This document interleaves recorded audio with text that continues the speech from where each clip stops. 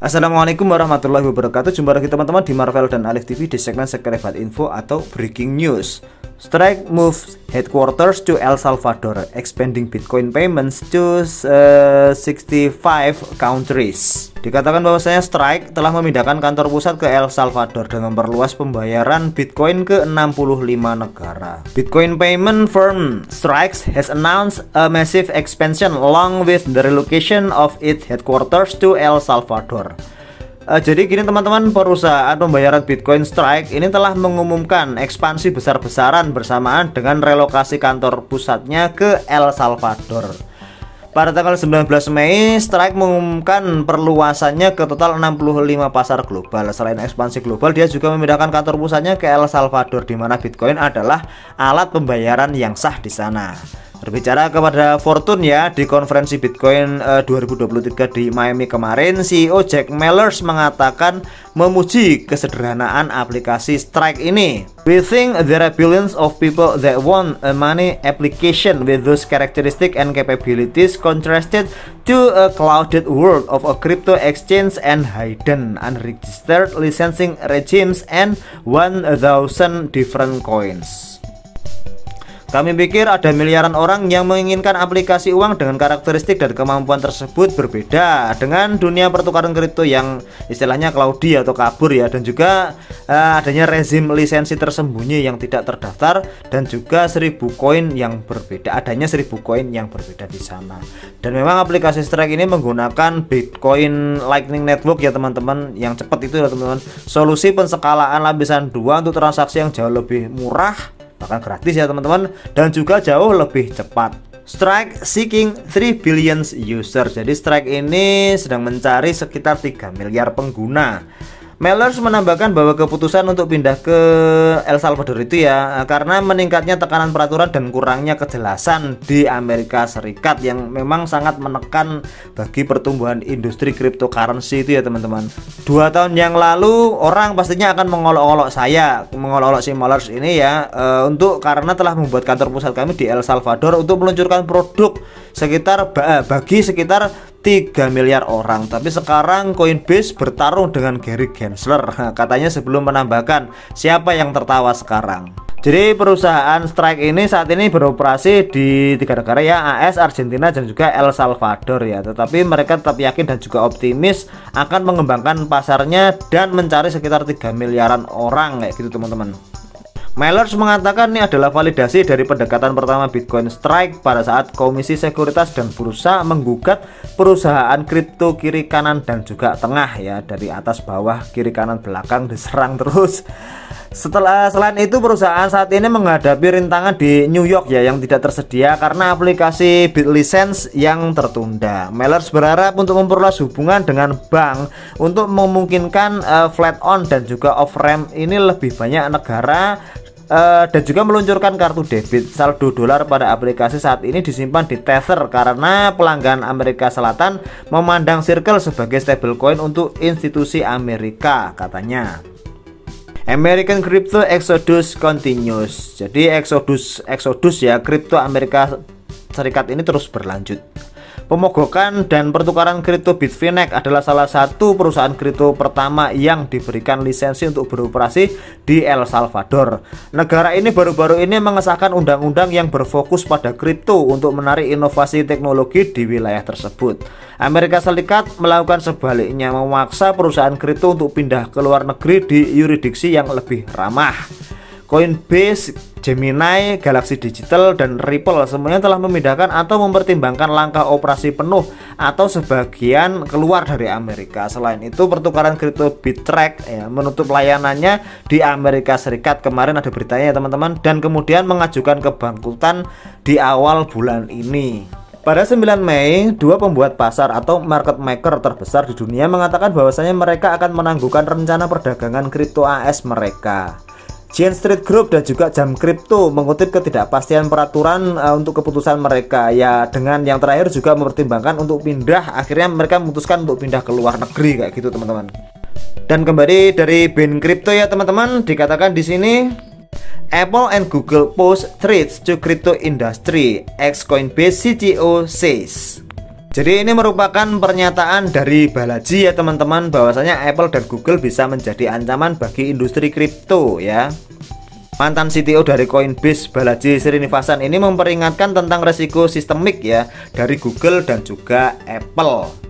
Srinivasan berpendapat bahwa pemerintah dapat memaksa perusahaan teknologi seperti Google dan Apple ini untuk memproduksi kunci pribadi dari para penggunanya. Dan Srinivasan juga berpendapat bahwa pemerintah AS dan Cina ini sudah memegang salah satu dari transkripto terbesar ya, meskipun mereka enggak pernah membeli atau mungkin mereka hanya mendapatkannya dari rampasan kayak gitu teman-teman. Oke, dikatakan di sini bahwasanya crypto entrepreneur Balaji Srinivasan has described Google and Apple as systemic risk to the crypto industry. Pengusaha kripto bernama Balaji Srinivasan mengatakan bahwasanya Google dan Apple juga bisa dianggap sebagai risiko sistemik ya bagi industri kripto. Kenapa seperti itu? Dikatakan bahwasanya mantan CTO Coinbase ini melakukan tweet ya pada tanggal 19 Mei. Menurutnya, raksasa teknologi ini adalah bisa jadi ya merupakan ancaman keamanan utama karena pemerintah federal dapat mempersenjatai mereka karena campur tangan pemerintah federal ya, tapi bukan dari entah Google ataupun Apple-nya sendiri, tapi bisa jadi pemerintah federal dapat mempersenjatai mereka. Dan jika itu memang terjadi, pemerintah dapat melakukan istilahnya backdoor ya teman-teman, backdoor iPhone dan juga Android untuk mengekstraksi kunci pribadi. How this attacks giant threaten crypto? Nah, bagaimana raksasa teknologi ini bisa mengancam kripto? Balaji mencatat bahwa di masa depan ketika pemerintah bangkrut ya dan beralih ke Bitcoin untuk mendanai operasi mereka, pemerintah AS dapat memaksa raksasa teknologi seperti Apple dan Google untuk mencari kunci pribadi di server browser dan perangkat yang mereka bisa kendalikan. Ya, ini bukanlah cyber terorisme ya atau cyber war, bukan juga peretas acak yang berhasil menyelinap keluar file. Saat itulah misalkan CEO perusahaan memberikan perintah yang sah untuk meretas pelanggan mereka. Ya, ini mirip dengan apa yang terjadi pada 140 juta orang Rusia yang dianggap sebagai musuh negara pada awal sekitar tahun 2022. Setiap perusahaan teknologi berpaling dari mantan pelanggan mereka. Kayak gitu kan, kasihan ya teman-teman. Dan sebagian besar perusahaan teknologi akan dipaksa untuk mematuhi masa depan distopia ini karena mereka nggak punya pilihan lagi. Dia mengatakan ya satu-satunya pilihan yang aman bagi pengguna kripto adalah sistem operasi Linux ya, bahkan dengan keterbatasannya. Dan mengikuti pernyataan Balaji ini ya, banyak yang mencatat bahwa kripto mungkin saja ya kripto ini membutuhkan ponselnya sendiri.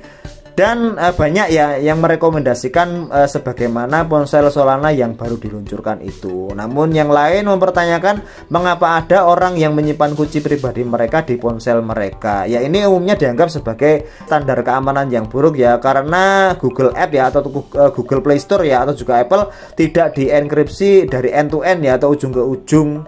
Ya, memang seharusnya yang namanya kunci pribadi itu atau si phrase itu memang disimpan di buku catatan biasa kayak gitu teman-teman, keluar dari internet pokoknya kayak gitu. Governments already confiscate legally acquired crypto asset. Pemerintah memang sudah menyita aset kripto yang diperoleh secara ilegal. Dan menurut informasi yang tersedia ya, bahwasanya pemerintah AS dan juga Cina ini memegang salah satu transfer Bitcoin terbesar ya, dan juga aset digital lainnya.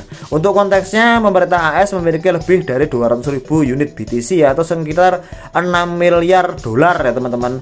Pemerintah memperoleh sebagian besar BTC ini dengan menyita dari kasus-kasus yang mencakup penyitaan Silk Road BTC, penyitaan peretasan Bitfinex, dan lain-lain sebagainya. Ini dari Glassnode ya teman-teman, bahwasanya ini adalah Bitcoin US Government Balance ya, jumlah Bitcoin yang dimiliki oleh pemerintah Amerika Serikat. Ini sumbernya dari Glassnode kayak gitu teman. Ada sekitar berapa ini? Ada sekitar 200.000 ya, 200.000 BTC dan menurun di bawah berapa? Dan sekarang ada sekitar di bawah 150.000. Nah, awal tahun ini pemerintah Amerika Serikat menyita aset digital senilai 260.000 dari penipu phishing NFT ya. Aset yang disita ini termasuk juga dua NFT, Bored Ape 9658 dan juga Doodle 3114 yang senilai lebih dari 200.000 dolar. Sementara itu, Bain Crypto sebelumnya melaporkan bahwasanya memang pemerintah Cina memiliki sekitar 194.775 BTC atau sekitar senilai 3,9 miliar. Pada November 2022, pemerintah negara Asia tersebut memiliki mata uang kripto senilai 6 miliar termasuk Bitcoin, Ethereum, dan yang lainnya. Seperti AS ya, Cina mendapatkan sebagian besar kepemilikan BTC itu memang melalui penyitaan dana dari skema Ponzi plus token. Berita selanjutnya teman-teman masih terkait dengan Bitcoin. Ini dari Crypto News, bahwasanya dikatakan Democratic Presidential Candidate Kennedy lays out campaign promise for Bitcoin. Kandidat presiden dari Partai Demokrat yang bernama Kennedy ini menjanjikan kampanye untuk Bitcoin. Nah, maksudnya apa ini? Dikatakan bahwasanya kandidat presiden dari Partai Demokrat bernama Robert F. Kennedy Jr. ya membuat janji kampanye pada hari Jumat mengadvokasi penggunaan Bitcoin, menambahkan bahwasanya ia berencana untuk menerima sumbangan kampanye dalam bentuk Bitcoin. Wah, ini kampanye ini teman-teman, kampanye untuk calon presiden Amerika Serikat ya. Sebagai presiden nantinya saya akan memastikan bahwa hak Anda untuk memegang dan menggunakan Bitcoin tidak dapat diganggu gugat. Nah, tapi ini lumayan teman-teman janjinya ya kayak gitu teman-teman. Kata Kennedy pada konferensi Bitcoin 2023 di Miami kemarin ya. Kennedy, keponakan dari mantan presiden John F. Kennedy dan putra dari Robert F. Kennedy, mengumumkan pencalonannya sebagai calon presiden Amerika Serikat bulan lalu. Dari Kennedy ini memang sangat vokal ya dalam dukungannya untuk kripto, menyebut mereka sebagai mesin inovasi utama. Campaign promise. Jadi ini dia teman, janji-janji kampanye dari Kennedy ini. Kennedy secara khusus mengatakan bahwa Bitcoin bukanlah sekuritas dan tidak boleh diatur sebagai sekuritas. Bitcoin itu ada di kelasnya tersendiri, kata Kennedy. Ketua Komisi Sekuritas dan Pertukaran AS bernama Gary Gensler mengkonfirmasi bahwa segala sesuatu selain Bitcoin akan dianggap sebagai sekuritas ya dalam wawancaranya dengan Intelligencer pada bulan Februari. Kennedy juga mengatakan dia akan memastikan bahwa Amerika Serikat tetap menjadi pusat global Bitcoin dan mata uang kripto lainnya. Saya akan membalikkan permusuhan pemerintah terhadap industri ini ya, industri Bitcoin dan teman-temannya ini, dan mempertahankan inovasi di rumah, kata Kennedy, maksudnya di Amerika Serikat, kata Kennedy. Kennedy juga mengingatkan dia akan mempertimbangkan dengan hati-hati apakah orang seperti Ross Ulbricht dihukum karena kejahatan yang sebenarnya atau sebagai sarana untuk menindak kripto saja. Jika mereka menjadikan contoh secara tidak adil ya, saya akan mempertimbangkan untuk memaafkan orang-orang seperti itu atau mereka itu, kata Kennedy. Ulbricht yang merupakan pencipta dan operator utama pasar Darknet Silk Road dijatuhi hukuman seumur hidup ganda pada tahun 2015 lalu. Kennedy juga mengumumkan pada hari Jumat bahwa dia akan kampanye presiden pertama dalam sejarah yang menerima sumbangan Bitcoin melalui Lightning Network, kayak gitu teman-teman. Lightning Network terdesentralisasi dan memungkinkan pembayaran secara instan. Kandidat presiden dari Partai Republik Rand Paul juga mengatakan dia akan menerima kontribusi kampanye dalam Bitcoin pada tahun 2015. Hari ini kita selangkah lebih dekat dengan masa depan, kata Kennedy. Hari ini kami menunjukkan kepada dunia kekuatan dan daya tahan serta fleksibilitas dari Bitcoin. Ya, tapi ini juga masih janji-janji ya teman-teman. Ya, kita sebagai orang Indonesia hanya bisa memantau saja. Tapi kalau yang misalkan kayak di El Salvador itu memang sudah jelas teman-teman, memang Bitcoin digunakan kalau di situ. Ya kalau di Amerika ini mungkin memang hanya sekedar janji kampanye dari Robert F. Kennedy ya teman-teman. Ya semoga aja benar teman-teman. Tapi berita seperti ini mungkin saja bisa merupakan berita yang positif bagi kripto, utamanya Bitcoin kayak gitu teman-teman.